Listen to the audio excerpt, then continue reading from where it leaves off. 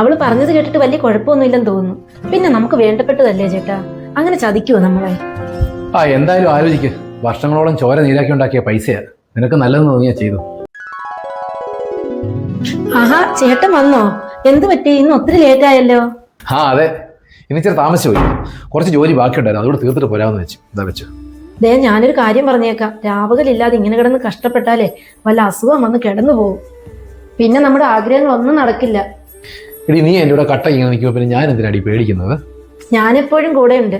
പക്ഷെ എനിക്ക് കിട്ടുന്ന നക്കാപ്പീച്ചയ്ക്ക് 2 ആഴ്ചത്തെ വീട്ടു സാധനം പോലും വാങ്ങിക്കാൻ തികയത്തില്ല. ഉള്ളതാട്ടെ.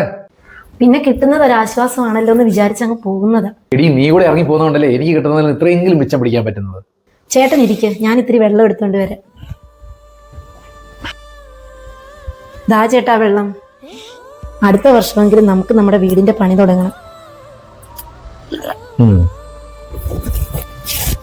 ഇന്ന് കിട്ടിയ ശമ്പളം ഇത് കൂടുതലുണ്ടല്ലോ. ഇന്ന് കുറച്ച് സമയം കൂടുതൽ ജോലി ചെയ്തില്ലേ, അതിന്റെയാ. ആഹാ, ചേട്ടൻ ഇതിന്ന് പൈസയൊന്നും എടുത്തില്ലേ? രാവിലെ ഇവിടുന്ന് കഴിച്ചിട്ട് ചോറുമായി പോകുന്നതല്ലേ. ചായയും വെള്ളമൊക്കെ പണിസ്ഥലത്തുനിന്ന് കിട്ടും. പിന്നെ എനിക്ക് എന്തോടി ഈ ചെലവ്? അങ്ങനെ ചെലവാക്കിയ മക്കളുടെ പഠിത്തം എല്ലാം കഴിഞ്ഞിട്ട് നമുക്കൊന്നും മിച്ചം പിടിക്കാൻ കിട്ടത്തില്ല. നമുക്ക് ചെറിയൊരു വീട് വെച്ചാൽ മതി. 2 മുറിയും അടുക്കളയും ഒരു ടോയ്ലറ്റ്. അത് മാത്രം മതിയോ? ആഹാരം കഴിക്കാൻ ഒരു മുറി വേണ്ടേ? പിന്നെ പ്രായമാകുമ്പോൾ റോഡിലോട്ട് നോക്കി മിണ്ടിയും പറഞ്ഞൊക്കെ ഇരിക്കാൻ ഒരു സിറ്റ് ഔട്ട് വേണ്ടേ? ഉണ്ടെങ്കിൽ നല്ലതാ, എനിക്കിഷ്ടാ. ചെയ്യുമ്പോൾ നല്ലപോലെ ചെയ്യാവടി. പിന്നീട് ഏച്ചു വെച്ചാലൊന്നും ശരിയാവത്തില്ല. അതുകൊണ്ടല്ലേ ഞാൻ ഇത്രയും വെയിറ്റ് ചെയ്യുന്നത്. അത് നേരാ, ചെയ്യുമ്പോൾ അങ്ങ് ചെയ്യാം, പിന്നീട് ഒന്നും നടക്കത്തില്ല. ഇപ്പം മൊത്തം ബാങ്കിൽ എത്ര രൂപയായെന്ന് വല്ലതും അറിയാവോ? വല്ലതും നോക്കാറുണ്ടോ? ഒരു 6-6.5 ലക്ഷം രൂപയോളം ആയെന്ന് തോന്നുന്നു. അതുകൊണ്ടാണ് ഞാൻ അടുത്ത വർഷത്തേക്ക് പണി തുടങ്ങാമെന്ന് വിചാരിച്ചത്. അപ്പോഴത്തേക്ക് നമുക്ക് എങ്ങനെ പോയാലും ഒരു 1.5-2 ലക്ഷം രൂപയും കൂടെ നമുക്ക് ഉണ്ടാക്കാൻ പറ്റും. ഇടി, എങ്ങനെ ആയാലും ഒരു 10-12 ലക്ഷം രൂപയെങ്കിലും ആകത്തില്ലയോ? എല്ലാം കൂടെ പണി തീരുമ്പോഴത്തേക്ക് മിക്കവാറും 12 ലക്ഷം രൂപ നിൽക്കത്തില്ല. ബാക്കി പൈസ നമ്മൾ എങ്ങനെ ഉണ്ടാക്കും? ഈ വാടക വീട്ടിൽ നിന്ന് മാറിയായിരുന്നെങ്കിൽ അത്രയും പൈസ നമുക്ക് ലാഭമായിരുന്നേനെ. എടി, ഇത്രയും ചെറിയൊരു വാടകയ്ക്ക് ഇതുപോലെ ഫർണിഷ് ചെയ്ത ഒരു വീട് എവിടെയെങ്കിലും കിട്ടുമോ? ഇത് നമ്മുടെ ഭാഗ്യമാണെന്ന് കരുതിയാൽ മതി. സത്യമാ ചേട്ടാ, ഒരിടത്തും ഇതുപോലെ ഒരു വീട് ഈ വാടകയ്ക്ക് കിട്ടത്തില്ല. എന്തായാലും അടുത്ത വർഷം വീടിന്റെ പണി തുടങ്ങണം. തീരുന്നിടത്ത് വെച്ച് തീർക്കാം. ബാക്കി പൈസ പിന്നെ എവിടെന്നെങ്കിലും കടം വാങ്ങിച്ചാൽ നമുക്ക് ബാക്കി പണി തീർക്കാം. എന്താ?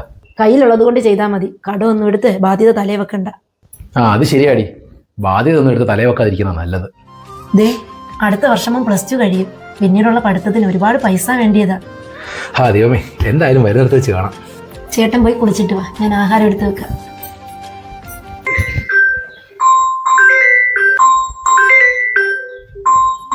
ഇതെന്റെ കൂട്ടുകാരി സീനയാണല്ലോ. ഇവളെന്തോ പതിവില്ലാതെ എന്നെ വിളിക്കുന്നത്. ഹലോ, എന്തുവാടി? ഒത്തിരി നാളായല്ലോ നീ വിളിച്ചിട്ട്. സുഖമായിട്ടിരിക്കുന്നു. എങ്ങനെയുണ്ട്, മക്കൾക്കൊക്കെ സുഖമാണോ? ഇല്ലടി, വീട് പണി ഒന്നും ആയില്ല. കുറച്ച് പൈസ ഉണ്ട്.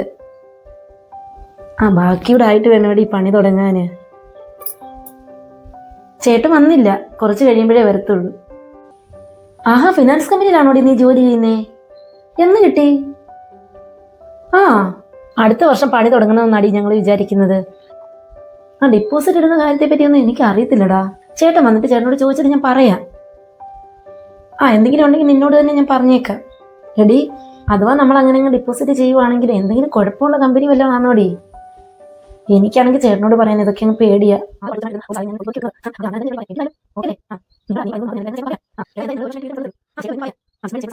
അല്ലെങ്കിൽ നീ എന്നെ ഒന്ന് വിളിക്ക് വൈകിട്ട്, കേട്ടോ? ഓക്കേടാ, ബൈ.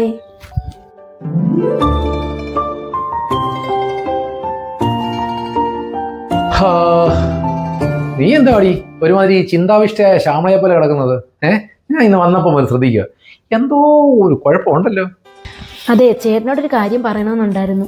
പക്ഷെ അത് എങ്ങനെ പറയണമെന്നറിയാതെ ഞാൻ ഇങ്ങനെ ചിന്തിച്ചിരുന്നത്. എന്തോ ഒരു സംഗതി എൻ്റെ മനസ്സിൽ കിടപ്പുണ്ടെന്ന് എനിക്കറിയാം. പറഞ്ഞോ, ധൈര്യമായിട്ട് പറഞ്ഞോ. പറഞ്ഞാലല്ലേ എനിക്ക് അറിയാൻ പറ്റത്തുള്ളൂ. ചേട്ടാ, എൻ്റെ കൂട്ടുകാരി സീന വിളിച്ചിരുന്നു. അവളുടെ ഫ്രണ്ട് ഏതോ ഒരു വലിയ ഫിനാൻസ് കമ്പനിയുടെ മാനേജറാണെന്ന് പറഞ്ഞു.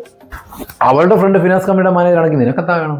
അവരുടെ കമ്പനിയിലേക്ക് കുറച്ച് പൈസ ഡിപ്പോസിറ്റ് ചെയ്യുകയാണെങ്കിൽ 5 വർഷം കൊണ്ട് ഇരട്ടിയാകുമെന്ന്. അതിന് 5 വർഷത്തേക്ക് ഡെപ്പോസിറ്റ് ചെയ്യാനുള്ള പൈസ എവിടെ ഇരിക്കുന്നു? നമുക്ക് അടുത്ത വർഷം വീട് പണി തുടങ്ങാനുള്ളതല്ലേ. തന്നെയല്ല ഇങ്ങനെയുള്ള പരിപാടിക്കൊന്നും പോകേണ്ട കാര്യമില്ല. ചുമ്മാ ആവശ്യമില്ലാത്ത പറഞ്ഞൊക്കെ എടുത്ത് തലയെ വെച്ച് പിന്നെ അതൊരു വലിയ ബാധ്യതയായി മാറും. 1 വർഷത്തിന് വേണമെങ്കിൽ നമുക്ക് ഡെപ്പോസിറ്റ് ചെയ്യാമെന്ന് പറഞ്ഞു. 25% ഇൻട്രസ്റ്റ് കിട്ടും ചേട്ടാ. എടി നിന്റെ കൂട്ടുകാരിക്ക് അറിയാവുന്ന സ്ഥാപനമായതുകൊണ്ട് കുഴപ്പമില്ലായിരിക്കും. പക്ഷെ ഇതൊക്കെ നമ്മൾ എങ്ങനെ വിശ്വസിക്കും? അവള് പറഞ്ഞത് കേരളത്തിൽ മൊത്തം വ്യാപിച്ചു കിടക്കുന്ന ഒരു വലിയ ബിസിനസ് സ്ഥാപനമാണെന്നാ. ഇതിന് ഏതാണ്ട് 50ഓളം ബ്രാഞ്ചുകളുണ്ടെന്നും കൂടാതെ ഇതിന് ബാംഗ്ലൂരിലും കർണാടകയിലും ഒക്കെ ഒരുപാട് ബ്രാഞ്ചുകളുണ്ടെന്നും പറഞ്ഞു. എടി ആ സ്ഥാപനത്തിന്റെ മാനേജർ അവരുടെ ഫ്രണ്ടാണെന്നല്ലേ പറഞ്ഞത്? ഇനി ഇവൾക്ക് എന്താ പ്രശ്നം? അവൾ അവിടുത്തെ സ്റ്റാഫാണ്. കുറച്ച് പേരുടെ ഡെപ്പോസിറ്റ് എടുത്ത് കൊടുക്കുകയാണെങ്കിൽ അവൾക്ക് ജോലിക്കയറ്റം കിട്ടും. എടി അതൊക്കെ വേണോ?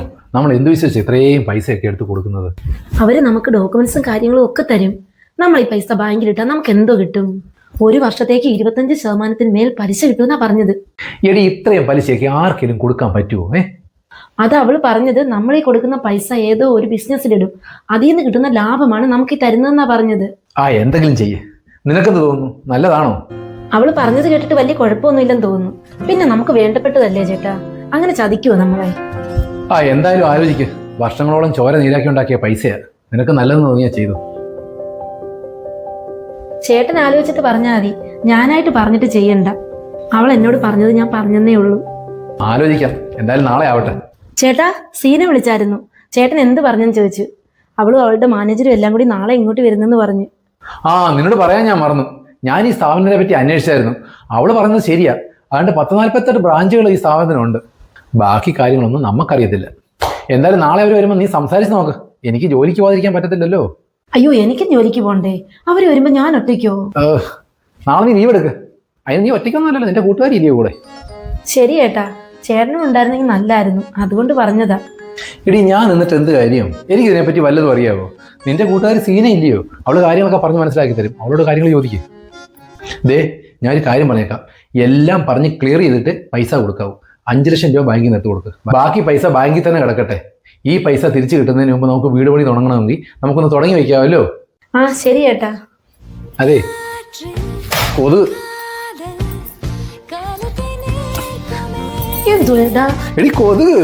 കൊതുകിരുന്ന് അടിച്ചതാ. പ്രീമിയർ മണി ഡെവലപ്മെന്റ് ഫിനാൻസ് എന്ന സ്ഥാപനം പൂട്ടിയതായി പരാതി. പാലക്കാട് സ്വദേശികളുടെ അയ്യോ ചേട്ടാ, അത് നമ്മൾ പൈസ അടച്ച ഫിനാൻസ് കമ്പനിയുടെ കാര്യമില്ലേ ചേട്ടാ പറയുന്നത്? 30 കേരളത്തിലും കർണാടകയിലും പ്രശസ്തമായ നിലയിൽ പ്രവർത്തിച്ചു വന്ന PMDF എന്ന സ്ഥാപനമാണ് ദിവസങ്ങളായി തുറക്കുന്നില്ല ഉയർന്നത്.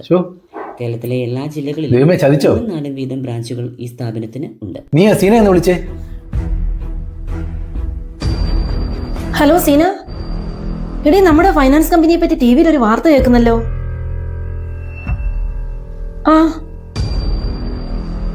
എടീ ഉള്ളതാന്നോടി, ഞങ്ങളുടെ ചങ്കടിച്ചിട്ട് വയ്യ. എടീ സീന, ഇതൊക്കെ കേട്ടിട്ട് എങ്ങനെയാടി മനസ്സമാധാനമായിട്ട് കിടന്നുറങ്ങുന്നത്? എന്നാ ശരിയടി. ചേട്ടാ, അവള് പറയുന്നത് പാലക്കാടുള്ള ഏതോ ഒരു ബ്രാഞ്ച് തുറക്കാതിരുന്നത് കൊണ്ട് ആരോ കൊണ്ട് പരാതി കൊടുത്തതാണെന്ന്. നിങ്ങൾ വിഷമിക്കണ്ടെന്നാ പറയുന്നത്. ചേട്ടാ, നമ്മുടെ പൈസ പോകുമോ ചേട്ടാ? എന്തായാലും നോക്കാം. നീ ഒന്നുകൂടെ അവളെ വിളിച്ച് ഞാനും സംസാരിക്കട്ടെ. എടി നീ സമാധാനമായിട്ടിരിക്കുക. ഞാനില്ലേ നിന്റെ കൂടെ. നീ അവളെ ഒന്നുകൂടെ വിളിച്ച് ഞാനും സംസാരിക്കാം.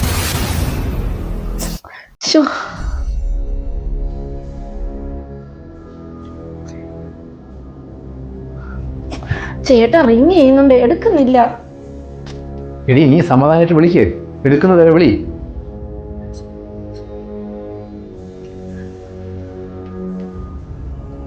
അയ്യോ ചേട്ടാ, സ്വിച്ച് ഓഫ് ചെയ്തു. നമ്മുടെ പൈസ പോകുമോ ചേട്ടാ?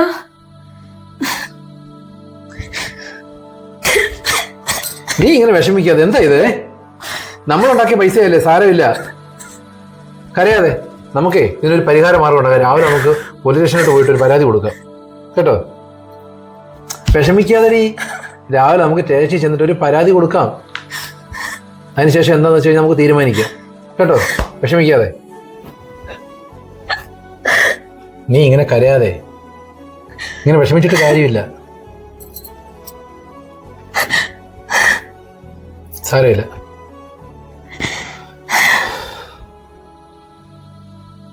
നമുക്കിനി അല്ലെങ്കിൽ തന്നെ പുതിയ വീട്ടിൽ ജീവിക്കാനുള്ള യോഗമില്ലെന്ന് കരുതിയാൽ മതി.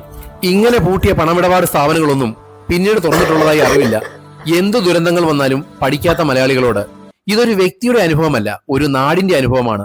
ഇങ്ങനെ എത്രയെത്ര കുടുംബങ്ങളാണ് മക്കളെ കെട്ടിക്കാനും വീട് വയ്ക്കാനും ഒക്കെ ഉള്ള സ്വപ്നങ്ങൾ നെയ്ത് സ്വരുക്കൂട്ടി ഉണ്ടാക്കിയ സമ്പാദ്യങ്ങൾ ഒരു നിമിഷം കൊണ്ട് നഷ്ടപ്പെട്ടു പോകുന്നത്. പലതും ആത്മഹത്യക്ക് വരെ കാരണമാകുന്നു. ചെറിയ ലാഭങ്ങൾ ഓർത്ത് സാമ്പത്തിക ഇടപാടുകൾ ചെയ്യുമ്പോൾ 2 വട്ടം ആലോചിക്കുക. അറിവുള്ളവരോട് അന്വേഷിക്കുക. വലിയ ദുരന്തങ്ങൾ ഒഴിവാകട്ടെ. എല്ലാവർക്കും നല്ലത് വരട്ടെ.